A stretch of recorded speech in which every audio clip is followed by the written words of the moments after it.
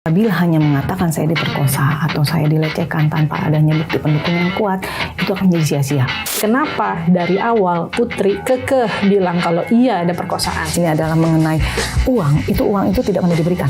Itu hanya ditunjukkan kemudian itu. Ya, cuma ditunjukin doang. Apa yang bikin Icat sampai pada akhirnya bahkan berani mendebat Arman Hanis? Doktrin ini memang kuat sekali. Posisi Richard ini bisa dikategorikan sebagai victim. Stella sebagai kuasa hukum yang melihat masih ada nggak kemungkinan Icat itu bebas? Bahwa apapun keputusan hakim, dia akan menerima. Itu bentuk pertanggungjawaban dia.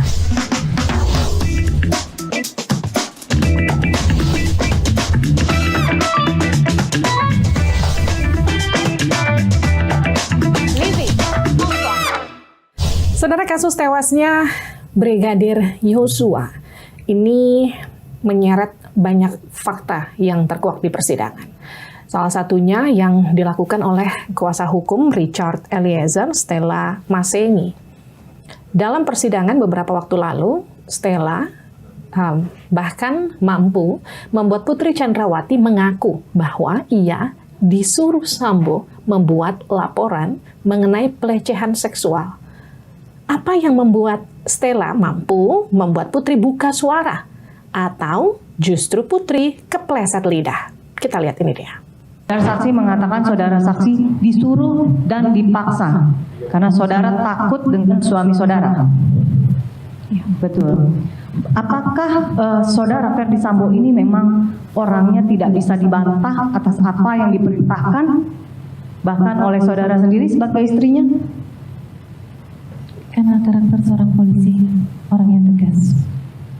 Karakter Ferdi Sambo tegas memang tidak bisa dibantah. Dalam hal kemarin iya. Ya, itu gimana ceritanya Mbak Stella? Ya, jadi memang pada saat di persidangan itu kan fakta-fakta persidangan yang tidak dapat dipungkiri.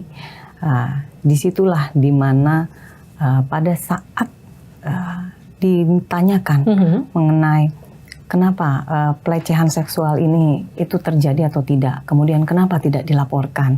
Nah, kemudian kan ada disampaikan bahwa memang ini ada laporan, tetapi ini laporan yang tidak benar, gitu. Nah, makanya dipertanyakan juga kan, kenapa membuat laporan yang tidak benar kalau memang itu ada sebenarnya kan? Buat apa buat laporan yang tidak benar? Kemudian dia bilang, iya saya membuat laporan itu disuruh memang. Gitu. Itu yang kemudian jadi pertanyaan dan juga keheranan kita semua karena Putri ini kan terkenal bahkan disebut dia itu lupa dalam waktu tertentu. Betul. Amnesia dalam waktu tertentu. Koreksi saya nama istilahnya apa.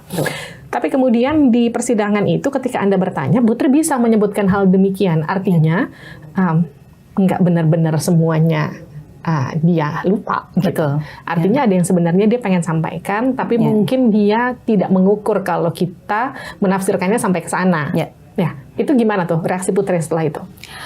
Bisa kita lihat juga pada saat saya menanyakan itu, mengkonfirmasi kembali bahwa membuat laporan pelecehan ini adalah disuruh oleh Ferdi Sambo. Nah, disampaikan betul. Nah, itu dia mungkin juga memang tidak tidak juga berpikir apa yang disampaikan dia ini sebenarnya punya efek yang berat buat dia. Nah, dan termasuk kepada Ferdi Sambo sendiri. Mungkin itu keluar memang dari hatinya secara alam bawah sadar. Kita kan tidak tahu ya namanya dengan cerita sebegitu banyak cerita skenario yang dibuat untuk memperkuat skenario kebohongan-kebohongan yang lain itu kan harus mempelajari, mengingat betul-betul gitu. Kan kalau kasus pelecehan, pemerkosaan itu kan sebenarnya cukup saksi ya, cukup korban. Kita nggak perlu saksi yang sebegitu besar. Katakanlah sebenarnya posisi Putri itu diuntungkan, betul nggak sih? Posisi Putri itu seperti disampaikan juga, memang kalau korban perkosaan itu memang dari korbannya, tetapi kan harus ada bukti yang lain yang menguatkan, terutama visum. Yang menjadi pertanyaan, apabila terjadi satu pelecehan seksual seperti yang disampaikan, intinya terutama adalah perkosaan ya. Bukti visum itu sangat penting. Ya, bukti visum sangat penting. Sehingga apabila hanya mengatakan saya diperkosa atau saya dilecehkan tanpa adanya bukti pendukung yang kuat, itu akan menjadi sia-sia. Jadi karena nggak ada bukti visum, artinya itu menguatkan Anda bahwa skenario perkosaan itu adalah palsu. kita meyakini memang dari fakta persidangan yang sudah kita lihat bersama-sama akan menjadi satu keraguan bagi banyak pihak, termasuk kita, gitu. Karena apabila memang terjadi pelecehan seksual, terjadi perkosaan, toh juga sudah dibuat laporan. Kenapa tidak dibuat laporan yang sesungguhnya, gitu kan? Kenapa membuat laporan yang menurut dia itu adalah palsu yang disuruh oleh suaminya Ferdy Sambo? Makanya kita tanya, kenapa tidak menolak? Kan dia mengatakan dia takut dengan Ferdy Sambo. Tapi kan aktivis perempuan juga satu suara dengan Anda. Mereka nggak percaya betul atau enggak ada perkosaan terhadap Putri Chandrawati yang dilakukan Yosua. Kenapa kalian punya satu standing point yang sama? Sebagai perempuan ya, dalam posisi seorang perempuan yang benar-benar, bila benar-benar ya mengalami satu perkosaan atau pelecehan seksual, tingkat traumatisnya pasti tinggi. Apalagi kita juga kalau disampaikan bahwa yang melakukan perkosaan atau pelecehan seksual terhadap kita adalah orang yang berada dekat dengan kita. Ya, tidak, buat kita adalah hal yang tidak mungkin kalau sebagai perempuannya kita melihat dari sisi perempuan.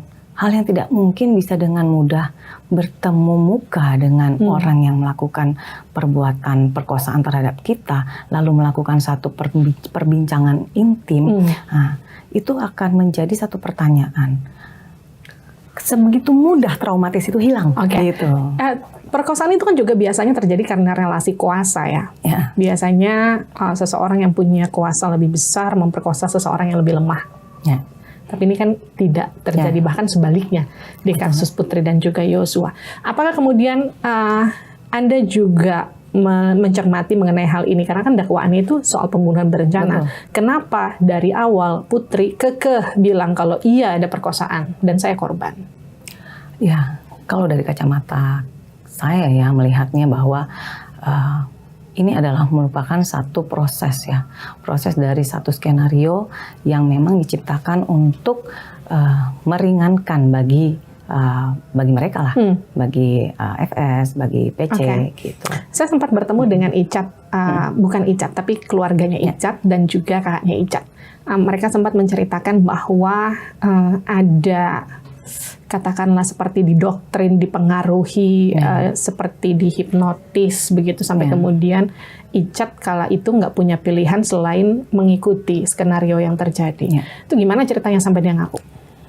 Memang prosesnya kan seperti yang sudah mungkin kita dengar juga ya dari keterangan keluarganya. Kemudian juga kita sudah bicara dengan Icat dan kita memang melihat prosesnya bahwa doktrin ini memang kuat sekali.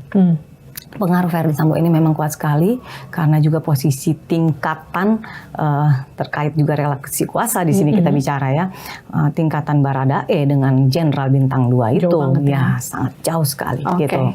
Nah itu juga yang membuat akhirnya dia bisa berbicara itu juga seperti disampaikan bahwa keluarganya baik dari ini dari apa secara rohani, nah itu semua beberapa hal yang mempengaruhi secara diri pribadinya. Kita putarkan ini dia yang terjadi di ruang sidang.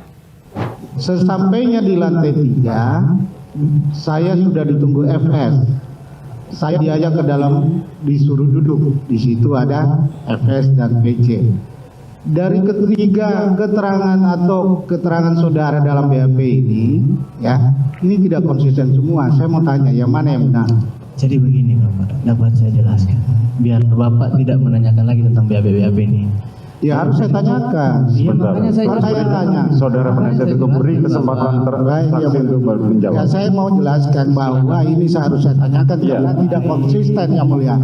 Silakan. Baik, begini Bapak. Bapak bayangkan dari tanggal 8 Juli sampai di bulan Agustus itu saya didoktrin terus-menerus oleh klien Bapak tentang skenario. Siapa yang doktrin? Di mana yang doktrin? Di mana saudara yang didoktrin? Di lantai 3. Saudara penasihat hukum tidak perlu sampai membentak. Saya mencoba mengingat-ingat kembali kejadian demi kejadian. Bapak kira segampang itu mengingat kembali kejadian. Ini tidak konsisten. Sudah setelah saudara tidak ada. Izin Bapak, penasihat hukum ini menanya sama saksi. Saya tanyakan ini tidak konsisten. Makanya kita mau tanyakan. Jangan menekan kayak gitu. Sudah cukup. Penasihat hukum silakan bertanya langsung. Saya tanyakan Yang Mulia. Saya tetap bertanya karena Begini, saksi. silakan bertanya lewat majelis. Biar kami bertanya. Baik, Tidak perlu saudara saya tanya bertanya pada terdakwa. melalui Yang Mulia Majelis Hakim. Ini kan viral di medsos yang jadi pertanyaan, kok si Icat akhirnya berani banget bisa ngomong kayak gitu di depan Sambo. Padahal Sambo tuh kelihatan natap Icat itu, galak banget ya kan. Apa yang bikin Icat sampai pada akhirnya bahkan berani mendebat Arman Hanis? Ya, memang kita lihat daripada fakta persidangan yang ada kemarin itu, terlihat sekali mereka itu Ferdy Sambo, baik Ferdy Sambo dan pengacaranya itu berupaya mencoba mengintervensi klien kami kan, Richard Eliezer. Tetapi kenapa dia berani? Karena dia benar. Karena apa yang disampaikan itu adalah yang sebenar-benarnya dan dia tidak pernah berkata bohong dari awal sampai persidangan saat ini. Semua yang disampaikan itu lancar, sesuai. Tidak seperti mungkin FS dan PC yang berbelit-belit. Apakah kemudian ada janji perlindungan bahkan sampai upaya bebas dari orang besar di negeri ini kalau Icat mau berkata jujur? Itu adalah dari dalam hatinya. Jadi Icat bukan ini, janji, bukan iming-iming? Bukan adanya iming-iming. Karena dia memang mau menegakkan kebenaran. Dan kita juga sebagai PH-nya mendampingi Icat untuk terus kuat dengan pendiriannya. Ini saya mau putarin ada video yang jadi bukti barunya Icat. Ini soal gelangnya Putri dan kakinya Sambo. Yang jadi pertanyaan, dari mana kita semua bisa yakin kalau itu benar-benar tangan dan gelangnya Putri dan juga kakinya Sambo? Itu kan harus dibuktikan. Kita lihat dulu ini dia. Di foto ini apa yang nampak? Ada tangan dan kaki yang mulia. Tangan dan kaki Yang sudah dilingkari merah itu yang mulia. Yang ini siapa? Yang kaki itu FS yang mulia, duduk di dekat saya. Yang Di sebelah saudara. Siap. Yang depan itu Ibu PC yang mulia. Posisi kalian? Pada saat dipropos yang mulia setengah 8. Pada saat dipropos. Tetapi foto ini menunjukkan bahwa saudara saat dijanjikan uang 1 miliar dan handphone. Iya, itu ada kotak handphonenya yang mulia. Ini kotak handphone yang di... Siap. Sama ada kartu juga yang mulia. Itu disuruh ganti kartu pada saat itu. Jadi saudara posisi ngambil foto ini ada di sebelahnya saudara Ferdy Sambo. Masih sempat saudara ngambil gambar. Jadi pada saat itu yang mulia, kalau tidak salah yang mulia, lagi chattingan sama tunangan saya yang mulia. Jadi sempat kirim-kirim foto, saya bilang saya lagi sama bapak ibu. Yang di tanggal 10 juga itu tidak pernah saya janjikan uang, dan handphone itu saya yang berikan karena handphone itu berada di meja depan ruangan saya. Saya memanggil Dek Richard untuk ke lantai 2 untuk bergabung bersama Rick Kuat dan Pak Ferdy Sambo, dan saya memberikan P maupun menjanjikan uang dan memberikan terima. Sekian lama persidangan berlangsung, kenapa bukti ini baru keluar? Ya, karena kemarin itu disampaikan memang bahwa handphone ini kan memang tidak diduga-duga ya, ternyata dikembalikan oleh penyidik. Nah, dalam proses itu mungkin keluarga melihat dan kemudian menginformasikan. Nah, inilah yang memang menjadi salah satu petunjuk. Memang kita tidak bisa bilang secara langsung karena memang tidak ada wajah. Tetapi ini menjadi satu petunjuk. Mungkin boleh saya tunjukkan di sini. Ini menjadi petunjuk. Ini di mana ya? Ini adalah di rumah. Di lantai 2. Sama ini juga lagi ngomongin duit 1 M nggak? Di mana di sini ada handphone. Ada handphone ini kan berarti kan ada. Ya.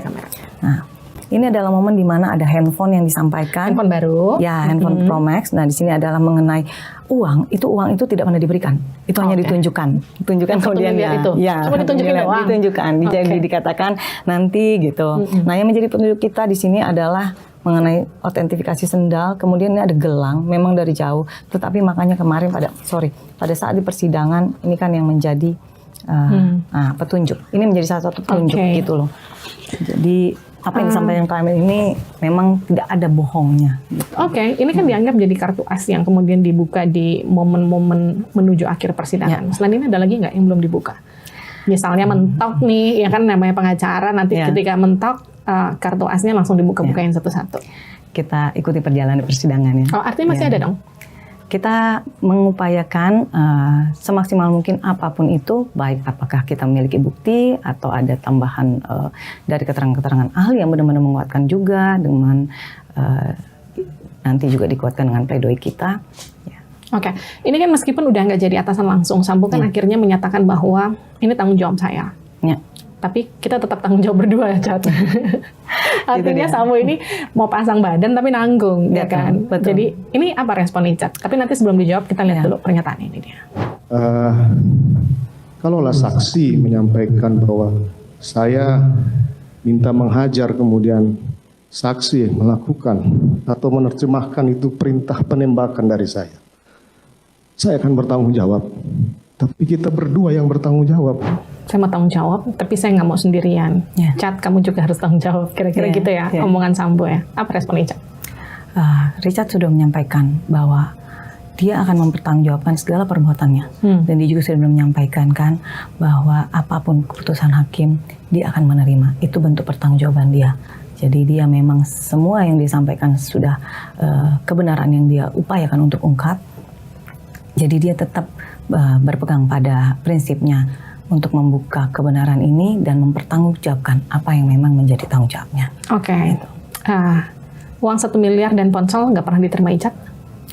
Tidak kan, handphonenya itu memang yang Pro Max itu yang disampaikan, yang tadi kita lihat itu tidak jadi milik dia. Ini perdebatan yang juga ramai di media sosial. Ketika saya wawancara kakaknya Icat waktu itu, Calvin, netizen semua pada bilang gini, harusnya Icat bebas gitu. Tapi beberapa orang juga bilang susah karena ini pembunuhan dan Icat itu adalah aparat penegak hukum. Kalau Stella sebagai kuasa hukum yang melihat masih ada nggak kemungkinan Icat itu bebas? Kita memang mengharapkan yang terbaik ya. Yang kita memang harapkan ya kebebasan untuk Icat memang. Selain dari dia justice collaborator juga, dan kemudian memang berdasarkan fakta-fakta persidangan pun seperti tadi juga disampaikan bahwa dalam fakta persidangan terungkap bahwa dari ahli kriminolog juga sudah menyampaikan posisi Richard ini bisa dikategorikan sebagai victim. Karena apa yang dilakukan bukan berdasarkan atas dirinya sendiri, gitu. Jadi ya kita nanti dalam pembelaan kita pun akan kita maksimalkan. Termasuk soal perintah dulu hajar, yang kemudian FS bilang perintahnya menembak, saat ini perintahnya hajar. Ini pernyataan Sambo berubah, ini menguntungkan Icat nggak? Intinya begini, Richard tidak pernah mengubah keterangannya. Dan dia tetap bahwa FS ini menyuruhnya untuk menembak. Ya, bukan menghajar seperti yang Sambo bilang. Ya, menembak. Nah, itu kan hanya pembelaan dari FS saja. Makanya belakangan dia, kalaupun kan katanya begitu, kalaupun disalah artikan, tidak disalah artikan. Oke. Pertanyaan terakhir saya buat Anda. Icat masih punya peluru untuk menghajar balik Sambo? Iya. Ya, berdasarkan dari keyakinan kita dan upaya semaksimal, ya, kita harapkan memang ada atau enggak? Kita lihat di persidangan nanti ya, Mbak. Artinya ada ya, cuma tinggal dibukanya kapan, kira-kira gitu ya? Kita maksimalkan lah. Oke, terima kasih Stella, kuasa hukum dari Richard Eliezer di Living on Point. Itu dia tadi perbincangan saya dengan kuasa hukum Richard Eliezer. Kita ketemu lagi di next episode.